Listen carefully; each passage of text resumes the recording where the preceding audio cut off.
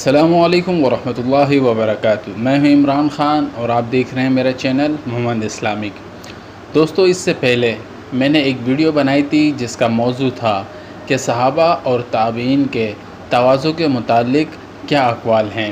آج کی ویڈیو میں ہم آپ صلی اللہ علیہ وسلم کے تواضع کے بارے میں بات کریں گے۔ حضرت براء بن عازب رضی اللہ تعالیٰ عنہ سے روایت ہے کہ غزوہ خندق کے دن جب سارے صحابہ کھدائی میں مصروف تھے، خود نبی کریم صلی اللہ علیہ وسلم مٹی اٹھا کر منتقل کرتے تھے، یہاں تک کہ آپ کا شکم مبارک غبار آلود ہو گیا۔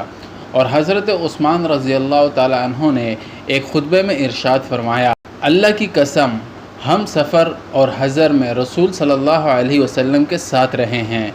آپ ہمارے بیماروں کی عیادت کرتے تھے، جنازوں میں شرکت فرماتے تھے، جہاد میں حصہ لیتے تھے اور قلیل اور کثیر کے ساتھ ہماری دلجوئی فرماتے تھے اور غمخواری فرماتے تھے۔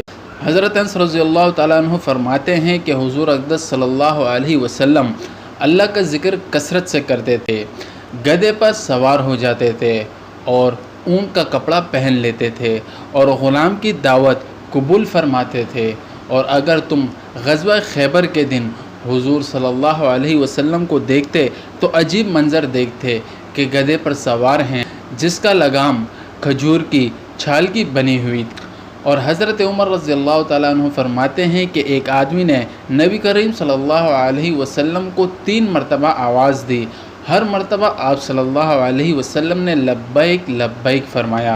حضرت جریر رضی اللہ تعالیٰ عنہ فرماتے ہیں کہ ایک آدمی حضور صلی اللہ علیہ وسلم کے سامنے سے خدمت میں حاضر ہوا تو اس پر کپ کپی گھبراہٹ سے ترترانا طاری ہوئی۔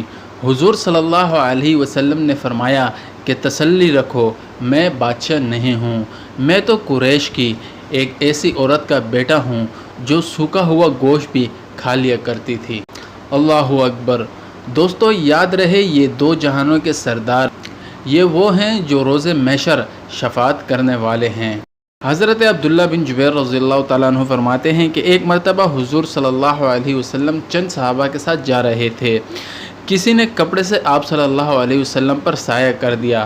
جب آپ صلی اللہ علیہ وسلم کو زمین پر سایہ نظر آیا تو آپ نے سر اٹھا کر دیکھا تو آپ صلی اللہ علیہ وسلم نے فرمایا، رہنے دو، اور اس شخص سے کپڑا لے کر رکھ دیا اور فرمایا، میں بھی تم جیسا آدمی ہوں، اپنے لیے یہ سلوک پسند نہیں کرتا۔ میرے دوستو، یہ ہمارے نبی پاک صلی اللہ علیہ وسلم کا تواضع تھا۔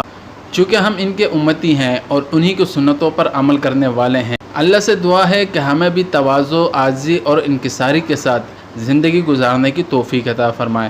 وما علینا الا البلاغ۔